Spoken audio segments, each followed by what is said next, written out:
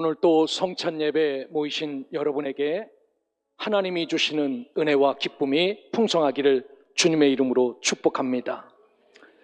우리가 매달 첫 주에 치르는 이 성찬 예배는 단지 상징적인 의식이 아니라 우리를 구원하신 십자가의 구원의 복음을 다시 마음에 새기고 다시 올 주님을 기다리는데 부족함 없는 은혜가 이 시간 채워져야 됩니다. 그러기에 이 성찬 예배를 통하여서 여기에 있는 떡 한 조각 또 포도주 한 모금 먹고 마시면서 이 의식 행했다가 아니라 이것을 기념하라고 하신 예수님의 죽으심과 이것을 기억하고 살라는 예수님의 부활을 이 시간 다시 한번 각성하셔서 새겨 하나님 앞에 설 수 있는 복된 시간이 되기를 주님의 이름으로 축원합니다.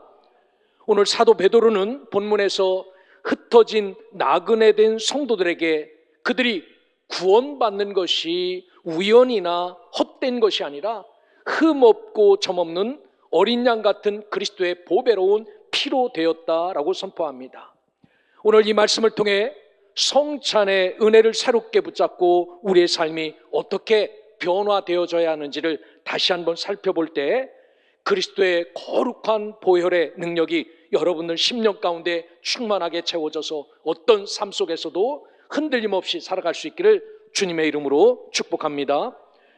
특별히 오늘 본문에 보면 사도 베드로는 우리의 정체성을 분명히 정의해 주는데 나그네로서 두려움으로 지내야 하는 삶을 가진 것이 우리의 삶이다라고 17절에서 밝힙니다. 여기 말씀을 이 17절 말씀을 요약하면 이겁니다. 사람을 겉모양으로 판단하지 않으시고, 참 위로가 되는 말이죠. 우리를 하나님 앞에서 겉모양으로 판단했다면은 하나님 앞에 어떤 모양으로 서야 합격을 받을까 참 고민스러울 것 아닙니까? 아마 그러면은 성형수술하는데도 막 더 활성화됐을 것 같아요. 조금 더 잘된 모습으로 가야 될까 고민하면서 외모로 판단한다면 이런데 하나님은 겉모양으로 판단하지 않으신다는 겁니다.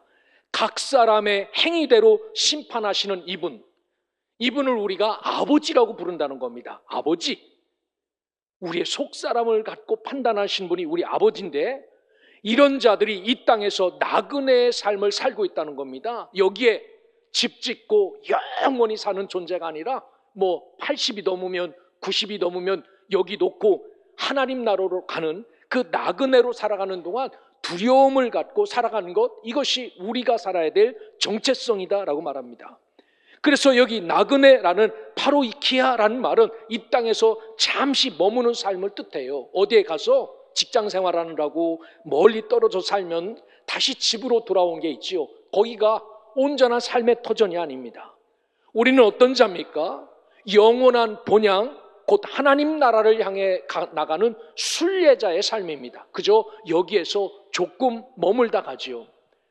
여러분, 우리가 10달 동안 엄마 뱃속에 있다가 나왔어요. 다 그 뱃속에 있다가 나왔습니다. 나올 때 의사가 가위를 갖고 탯줄을 뚝 자릅니다. 그러면은 어떻습니까? 아이에겐 충격이지요.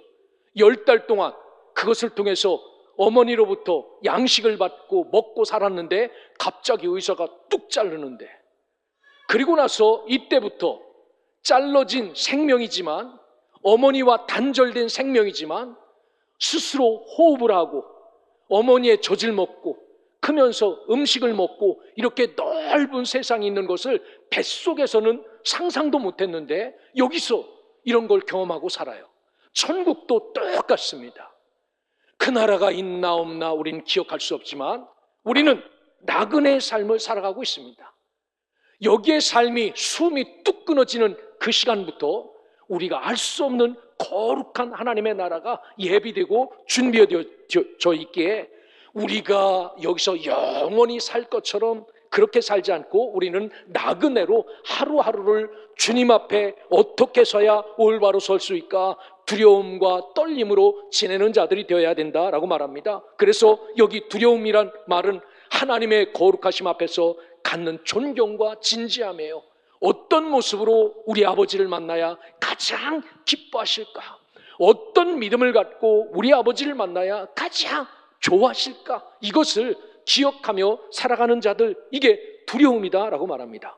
사랑하는 소명의 성도 여러분, 오늘 매달 치러지는 이 성찬 예배가 그저 포도주 한 모금 마시고 끝나는 것이 아니라 다시 한번 이것이 우리의 심판대처럼 생각이 되어져서 주님이 주시는 살과 주님이 주시는 상징적인 포도주를 먹고 마시며 나는 어떤 모습으로 주님 앞에 설 수 있을지 두려움으로 하나님 앞에 나 자신을 세울 수 있는 믿음의 백성, 하나님의 자녀들 되시기를 주의 이름으로 축원합니다.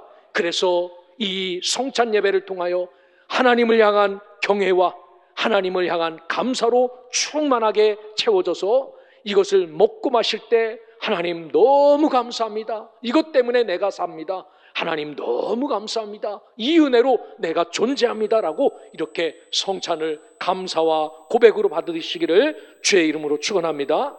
그러면은 하나님은 이 나그네와 같은 우리에게 예수께서 어떤 은혜를 베푸셨는지에 대해서 이야기해요. 나그네로 살고 있지만 이분이 베푸신 은혜가 있다는 겁니다. 한번 18절을 우리 같이 읽겠습니다. 시작. 너희가 알거니와 너희 조상이 물려준 헛된 행실에서 대속함을 받은 것은 은이나 금같이 없어질 것으로 된 것이 아니요 라고 말합니다. 나그네와 같이 된 삶 속에서도 우리 하나님께서 대속함을 허락하여 주셨다라고 말합니다. 여기 대속의 문제를 거론해요. 이 대속은 나 대신 누가 대신 값을 치러준 것이 있습니다. 살면서 이런 경우가 있잖아요. 지난주에 우리가 5일날 한 번만 예배 드렸지 않습니까? 한 번만 예배 드리고 여기 중국집에 가서 주인한테 우리 방으로 좀 달라고 그랬어요. 방으로 해서 여러 사람이 같이 식사를 했습니다. 나왔더니 누가 돈을 내셨다는 거예요. 밥값을. 기분이 좋았을까요? 안 좋았을까요? 대신 밥값을 내주고 가신 거예요. 우리 권사님 복 받으실 겁니다. 대신 생각지도 못했는데 값을 치러준 겁니다.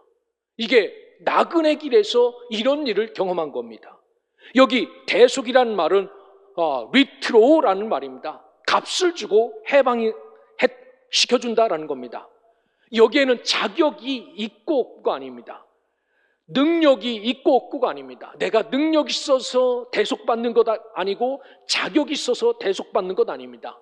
어찌 보면은 하나님 앞에 서는 게 일도 희망이 없는 삶을 살아가고 있는데, 나그네처럼 지쳐서 살아가고 있는데 누가 찾아와서 묻지도 않고 흥정하지도 않습니다. 너 대속해 줄 테니까 얼마 줄래? 대속해 줄 테니까 너 나한테 뭐 해줄래? 이렇게 흥정하지도 않고 모든 값을 치른 후 어깨를 툭툭 치면서 만호야, 너 이제는 자유로운 사람이야. 너 이제는 자유롭게 살아라. 이렇게 선언해 주시는 예수 그리스도의 구속의 은혜에 대해서 이야기합니다. 여기서 첫째로 베드로는 뭐라고 이야기하냐면은 조상이 물려준 행실을 거론해요. 이것으로 대속받은 것 아니다라고 말합니다. 유대인들에게 조상들이 물려준 전통도 있고 규례도 있습니다. 이렇게 먹고 살아야 되고 이렇게 농사져야 되고 이렇게 해야 된다라는 전통과 규례, 이것 때문에 대속받은 것 아니다라고 말합니다. 여기에 보면 헛된 행실이라고 말해요. 이 헛된 행실은 구원 없는 종교 생활을 뜻하는 겁니다. 대체적으로 헛되다라는 이야기는요, 무의미하고 열매 없는 것을 이야기합니다. 그런데 유대인들은 이거에 목숨을 걸고 살았어요. 그런데 이것 때문에 너희들 구원받았고 대속받은 것 아니다라고 말합니다. 그렇습니다. 베드로는 분명하게 말합니다. 조상 대대로 이어진 너희들의 종교적 전통이나 의식 때문에 너희가 구원받은 것 아니다라고 말합니다. 여러분, 오늘날도 마찬가지예요. 교회를 다닌 세월을 따지는 사람이 있습니다. 몇 대째 믿는 가정이라고 그 신앙의 대수를 따지는, 신앙의 가문이나 역사를 따지는 분이 있어요. 여러분, 이런 것들이, 이런 의로운 행위가 우리를 구원하는 것이 아니라 오늘 성경에 보면 오직 그리스도의 피로만 가능하다라고 말씀합니다. 그래서 이 포도주, 아주 정말 눈꽃 많은 이 포도주를 먹고 마시면서, 아, 이 포도주 지난번보다 약한데, 지난번보다 흐린데, 뭐 이렇게 따지는 게 아니라 이게 나를 구원하신 하나님의 은혜구나, 피구나라는 것을 다시 한번 기억할 수 있기를 주님의 이름으로 축복합니다. 두 번째로 사도 베드로는 죽음과 멸망 속에서 대속의 은혜는 금과 은으로 해결할 것이 아니다라고 말합니다. 여러분, 세상의 힘은 어디서 옵니까? 금과 은에서 와요. 이런 것을 많이 갖고 있는 사람이 어깨도 막 올라가 있습니다. 지난 8월 달에 호주 시드니에서 익명의 중국인이 13억짜리 고가의 차를 타고 가다가 음주를 하고 난 뒤에 역주행을 해서 엄청난 사고를 냈어요. 구속이 됐습니다. 그런데 이 사람이 얼마나 보석금을 내고 나왔냐면은 호주 달러 5천만 불, 한국 돈으로 600억을 내고 보석금을 내고 석방되었어요. 이것을 영국 데일리 메일이 전하였습니다. 과연 이 사람이 누구길래 600억 보석금을 내고 나왔을까? 어떤 사람이기에, 어떤 정치꾼의 그 배후에 있는 사람이기에.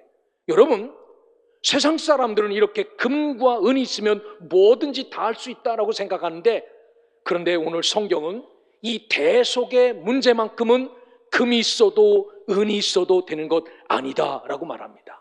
오직 예수 그리스도의 보혈. 그래서 19절에 보면 오직 흠없고 점없는 어린 양 같은 그리스도의 보배로운 피로 된 것이다 라고 선언합니다.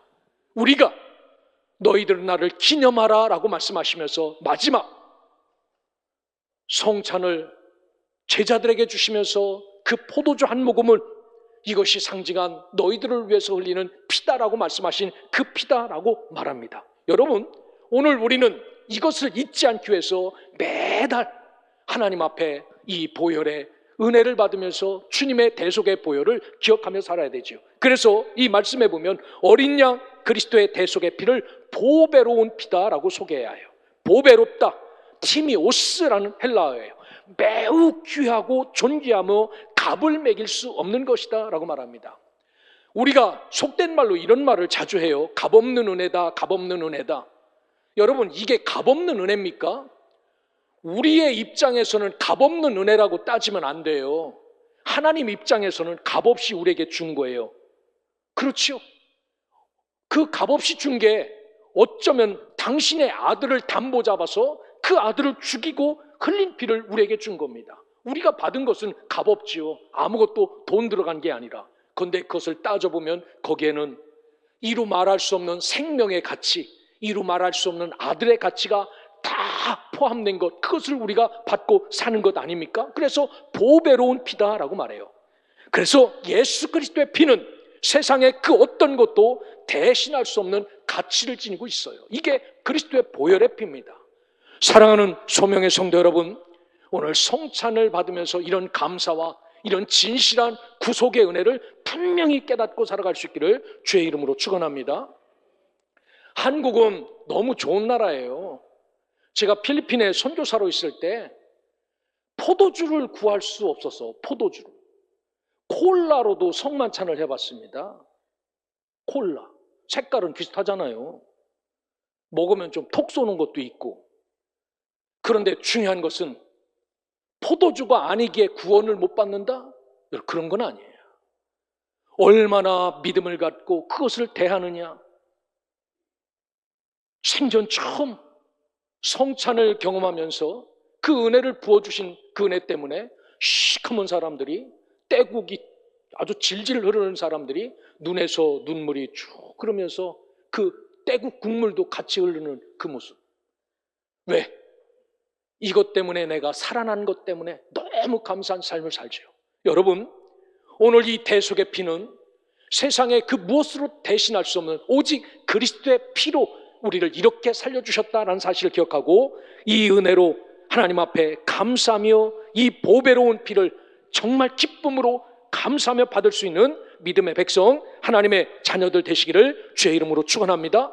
그래서 성경에 보면 이 제물을 표현할 때 흠없고 점없는 어린 양의 구약 제사 제도를 꺼내 설명합니다. 여기 보면은 유월절 어린 양도 아무 양이나가 아니었습니다.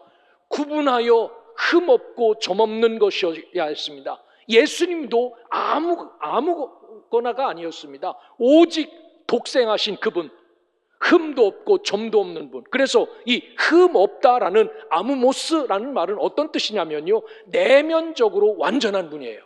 예수님의 속을 갈랐을 때 이 속에는 우리처럼 여기 뭡니까? 다른 사람을 미워하는 마음, 시기하는 마음, 질투하는 마음, 이런 것도 있는데 예수의 마음에는 아무모스, 흠이 없는 것, 내면적으로 완전한 그분. 여기 점이 없다는 아스필로스라는 이야기는 외적으로 깨끗한 것, 그 어디 하나 점 하나 찾아볼 수 없는 그런 모습. 그래서 예수님은 죄가 전혀 없는, 흠 없고 점 없는 완전한 희생 제물이라고 선언합니다. 이스라엘 백성들은 유월절에 흠없는 어린 양의 피로 문설주에 피를 발라 죽음의 사자가 넘어가 영원히 살아 젖과 꿀이 흐르는 가나안 땅으로 가는 기회를 얻었습니다. 여러분, 그렇습니다. 오늘 믿음의 길에도 예수 그리스도의 피가 우리의 삶을 덮을 때, 여러분의 모든 것을 덮을 때 죄와 사망의 심판이 우리를 넘볼 수 없는 대속의 은혜가 임한 것이 바로 이 성찬, 여기에 있는 떡과 포도주의 그 거룩하심을 통하여 시작된다는 사실을 기억하고, 오늘 저와 여러분들이 예수의 은혜 아래에 있는 자가 복된 자고 영원한 구원의 반열에 설 수 있음을 기억하고, 이 피 아래에 있는 자들을 피 아래에 있는 자들로 기뻐하며 감사하며 살아갈 수 있기를 주님의 이름으로 축복합니다. 오늘 마지막 말씀은 이 모든 구원의 계획은 창세 전부터 계획된 하나님의 사랑이다라고 말합니다. 그저 20절에 보면 그는 창세 전부터 미리 알린 바 대신이나 이 말세에 너희를 위하여 나타내신 바 되었느니라 라고 말합니다. 예수님께서 또 하나님께서 그냥 즉흥적으로 요 깜짝 쇼를 좀 해야 사람들이 나를 바라보고 이것을 믿을 것 같아서 죽기 전에 깜짝 쇼를 하느라고 이 떡과 포도주를 갖다 놓고 이것은 내 몸이니 이것은 내 피니 라고 말한 것이 아니다. 창세전부터 하나님이 차근차근하게 이 일을 진행하여서 이 구원의 은혜를 우리에게 베풀어 준 것이다 라고 말합니다. 그래서 여기 미리 알린 바 되신이란 말은 미리 계획하시고 미리 선택하시고 미리 짜셨다라는 그런 말씀입니다. 대속의 십자가의 사건은 우연이 아니라 창세전부터 계획된 하나님의 사랑의 사건이다라고 말해요. 하나님은 세상을 창조하기 전에 이미 내 아들이 그들의 죄를 위해 피 흘릴 것이다 라고 결정하시고 세상을 시작하셨습니다. 우리가 주님의 피를 기억할 때마다 이 피는 단순한 사건의 결과가 아니라 영원한 하나님의 사랑의 증거임을 잊지 말아야 돼요. 하나님이 이런 사랑을 우리에게 베풀어 주시고 이것 때문에 내가 살게 되었구나라는 것을 잊지 말아야 됩니다. 그러므로 십자가 대속은 인간이 죄로 인한 죽음을 해결하기 위해 세워진 응급대책이 아니라 하나님의 영원한 구속계획의 성취다라는 사실입니다. 이것을 오늘 우리에게 주시는 겁니다. 그리고 이것을 통하여 잊지 않고 이러한 일을 기억하면서 그 거룩한 은혜 아래 이 나그네 길에서 서 있기 위해서 우리에게 말씀하시고 보여주시는 겁니다. 그러게 오늘 21절 말씀처럼 너희 믿음과 소망이 하나님께 있게 하셨느니라 라는 말씀입니다. 이것 때문에 나의 소망도 나의 믿음도 이것을 바라보면서 내가 하나님 안에 있기를 참 잘했습니다. 이것을 경험하면서 이것을 나누면서 내가 주 안에 서 있는 게 너무나도 복입니다 라는 것을 깨닫게 하기 위해서 이 사랑, 이 은혜를 우리에게 베풀어 주셨다라고 말합니다. 그러기에 우리는 떡을 떼며 주님이 내 죄를 위해 찢기셨습니다 라고 고백하시고 이 떡을 받으시길 바랍니다. 잔을 마시며 주님이 내 생명을 위해 피 흘리셨습니다 라고 믿음을 선포하면서 잔을 받으시길 바랍니다. 그래야 우리가 이 나그네 길에서 우르나 좌로 치우치지 않는 믿음의 삶을 살할 수가 있습니다.